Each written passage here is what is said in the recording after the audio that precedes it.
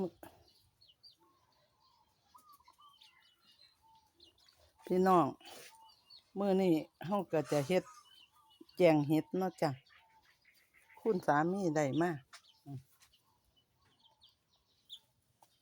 เห็ดใส่ลูกบวบหอมจ้ะลูกบวบก็ได้กิน2เที่ยแล้วจ้ะลูกบวบเจ้าของปลูกเองเนาะค่ะ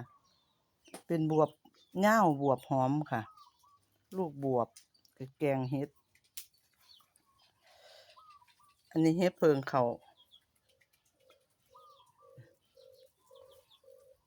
เฮ็ดเพิงเขางามดอกงามอยู่เฮ็ดเพิงเขาอันนี้เป็นเพิงขมแจงใส่กันมันเป็นจั่งใดล่ะใบแมงลักเพิ่นแถมให้พร้อมคุณสามีเพิ่นหามาจ้ะใบแมงลักเพิ่นก็แถมให้ก็นี่ล่ะลูกบวบจ้ะเอาตามนี่ล่ะ